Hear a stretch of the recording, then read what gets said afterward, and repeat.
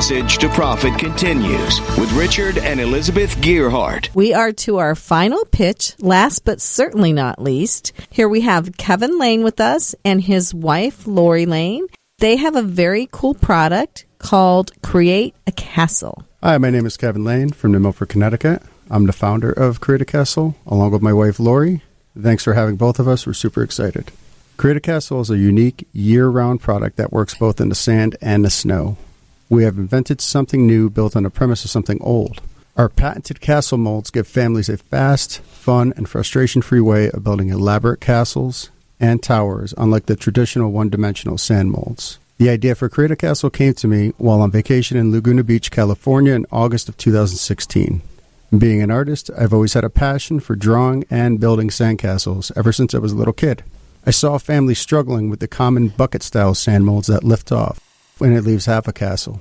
That's when a light bulb went off. What if the bucket could be pulled apart, therefore eliminating the vacuum-related issue? I figured something like this had to exist and what I was envisioning, but after spending countless hours researching products and patents, I was coming up empty. I literally started with a garbage can cut in half and zip-tied to see if my idea would work. Fast forward 2 years after countless prototype revisions and testing on beaches, and even in the snow, here we stand with Create a Castle. Create a Castle is currently sold on our website, as well as Fat Brain Toys, Amazon, Barnes & Noble, multiple surf shops on both the East and the West Coast, and numerous toy stores. We have participated in numerous consumer trade shows throughout the year, and in international sand sculpting competitions. We were vendors at those events. We actually just shipped our first product to Australia, so in year one, we are in 2 continents, which is pretty exciting. Create a Castle was chosen as a Connecticut Entrepreneur of the Year in our category. We have a very large social media presence. We have thousands of followers, and we have only had the product for less than a year. And in that year, we were able to pitch to Story, which is a retailer in New York City. And on the panel, we got to pitch to the CEO of Bloomingdale's, so we are actually speaking with Bloomingdale's now, and to the creative director of Oprah Magazine. Kevin won a pitch-off last month with Lisa Ascalise, which was very exciting. And we were featured on Live with Kelly and Ryan this summer as one of the hottest summer toys of the summer through way of Chris Byrne, who is known as the Toy Guy. And Chris actually labeled our product as revolutionary. Create a Castle is an innovative twist on a timeless tradition. We're an escape from technology, allowing kids and adults to put down their devices. We are on a mission to bring families together one castle at a time. Wow. That has just been, you guys have skyrocketed. So much success so quickly, and it's really been fantastic. So I have to confess, one of my favorite parts about having a sandcastle is kicking it all down after I've built it. But, and I still do this, I guess. But this product, maybe you can tell our listeners a little bit about the product and how it works and what it does. Create a Castle is essentially a split mold system that is also stackable. Depending on the sand type that you're in, you could stack sometimes higher, sometimes you have to go lower profile. You have to decide that when you're on the beach, do a little bit of science, and figure out how tall can I take this thing and how elaborate do I really want to take it. So, could you live in one? I've built ones big enough that you certainly could, like those ice castles up in Iceland or somewhere. But you had something you wanted to say about Puerto Rico to tie in with our first pitch, right? Yeah, it's funny hearing all these other pitches. There's such crossovers. But Puerto Rico, so we were looking for something to basically give a lot of our kits to someone in need, and we first thought of Puerto Rico on the beach after the big hurricane they had. We couldn't actually get the kids down there because there was lack of power, and it was just a whole issue. So we ended up hooking up with a company out of Florida instead, which takes children in with cancer patients, and they give them a full week vacation stay in the sunny beaches of Western Florida. And we donated 50 kits to an organization called Sandcastle Kids. Wow. That's really great. So our listeners can go to our website, the Passage to Profit page at GearhartLaw.com, and they'll be able to see the product, the castle molds that you sell as a kit. And so these are really neat. It's about the size of a paint can, right? And it has castle parts on it, and it looks like brick, and you fill this bucket with sand, and then you turn it upside down and you split it open. No, I'm getting a no. No, okay. You don't turn it. That's the whole point. You don't turn it upside down. All right. Well, it gets away from having to do that. So you fill it. I stand corrected. Actually, yeah, that's right. You fill it from the top. All right. No. So tell us how it works. So explain to me. So. But to go back to what you said, you can flip it. You in many situations you actually can invert it. It can be used either way. All right. So you can use it flipped upside down or right side up. So I want to go back to the question I asked you before the show. What's the longest one of these that you've ever done or seen? Close to 50 feet long. What beach was that? Nahant Beach, Massachusetts. That's where you're from, Massachusetts, right? You're from Connecticut. Connecticut. I have a very important question. So, have you considered including adult beverages with the sandcastles? Just because if when I had to build these things for my kids, I would have had all this time to enjoy an adult beverage instead of spending all that time building the sandcastle. Had I had that. So how have the snow ones turned out?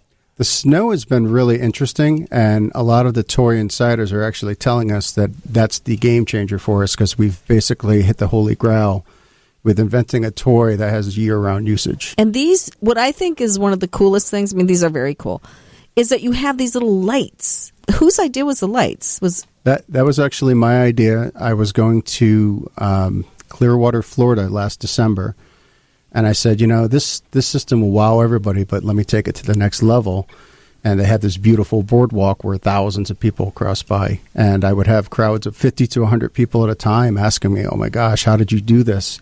Some people thought that there was a landing strip on the beach because it was so bright. So those are little LEDs. Are they single LEDs that you stick on there? Yeah, there's single LEDs. There's a ripcord you pull out. You just put the ripcord into a safe place. And when you're done, you clean the lights up and you put the ripcord back in, and it's reusable. That's very cool. It adds a whole new dimension to sandcastling, right? I mean, if you're using one of these kits, I guess you're a sandcastler, right? Is that the terminology? That if you're a sandcastler, you can decorate your sandcastle with all sorts of LED lights. They're very small, and they go around the perimeters, all of the round surfaces, and it looks fantastic. And I think it really adds something that we hadn't seen before in the world of sandcastles. You told us before the show that you're close to getting on Oprah. Tell us a little bit about your experience with Kelly and Ryan, too.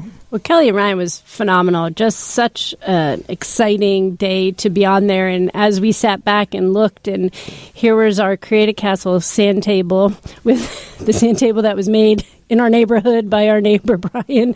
And we're next to all these toys, Mattel, Hasbro, Nickelodeon, all these big companies. And we're like, okay, is this real, within like the first year of having it. So that was just a phenomenal experience with Chris Byrne.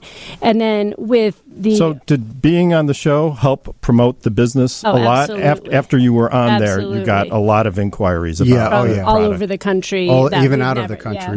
We hooked up into Canada. I mean, we tapped into markets we didn't even anticipate. Yeah, that we didn't, And with regards to, when we pitched to the story, the retailer in New York City, is Adam Glassman happened to be on the panel.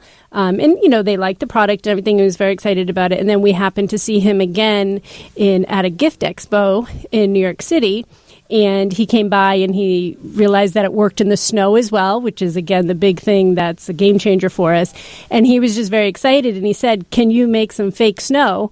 He said, if you can make some fake snow, we'll think about maybe I'll show this to Oprah. So we have no definite plans with that, but we emailed them last week because my husband, the creator of everything, has been sitting at our kitchen table and came up with fake snow. So now that works too. I don't know, even to be in Oprah's orbit, if you've got a consumer product, I mean, that's wonderful. So I love the snow idea too. That's fantastic. Thank you. Did both you guys quit your full-time jobs to do this then? Like, how did this happen? No, I'm actually, by trade, I do website design and development, some sysadmin work, and it got to a threshold where basically I had to hand off a lot of that work to Lori so that I could focus on this side of the business. So Lori is doing a lot of the front-end engineering now. I trained her. Oh, cool. So one other thing I want to say, you did not come to audition in New York, but You were on the beach playing with this, right, with your kids. And Kenya Gibson, who is our media contact here at iHeart, saw it and went, what is that? And started talking to you. And that's how you got involved with all of this. So you're your own best advertisement, right? Absolutely. Instead of going door to door, we go beach to beach. Right. So you guys are really working hard on this. What I'm saying is, like, it feels like you're pouring everything you have into this, and it's paying off for you. Definitely. Yeah. Definitely. I mean, we're sitting here talking with you guys right now by way of Kenya, and that's what it takes, is get out there and connect the dots. Your website is createacastle.com. That's correct, yep. And people could buy it straight from your website? Straight from our website, and a portion of all direct sales from our website goes back to the Mystic Marine Life Rescue Program as well. That's really awesome. Kevin and Lori Lane with Create a Castle. You're listening to Passage to Profit on WOR 710, the voice of New York. One of the biggest pitfalls that high-tech entrepreneurs face is understanding how to raise capital. They have incredible passion and dedication for their startups, but many don't have the right knowledge on how to attract investors. Until now, Technology Entrepreneurs Forums has the answer. If you're serious about growing your venture, sign up for our one-day workshop on November 1st at Stevens Institute of Technology in Hoboken, New Jersey. Learn how emerging tech entrepreneurs can increase success with attracting investors. You'll learn practical strategies from the experts for how to get past many of the risk factors that stand in the way of success.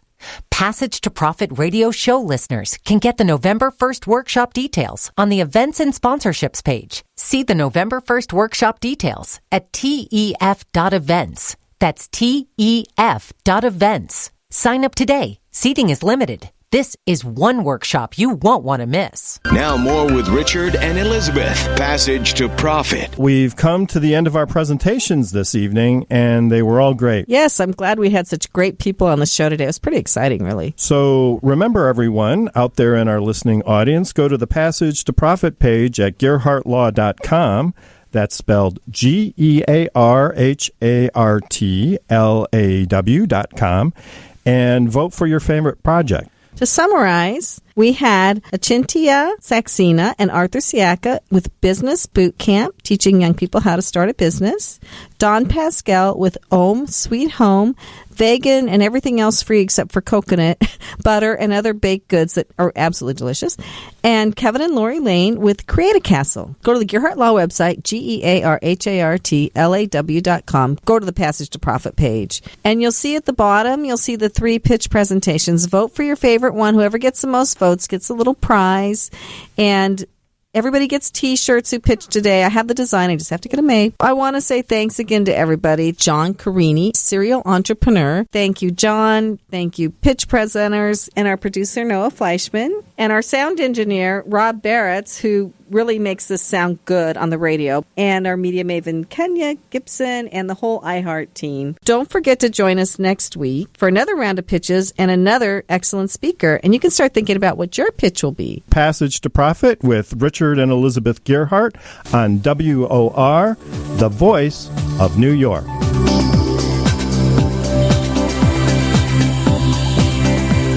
This has been a podcast from WOR.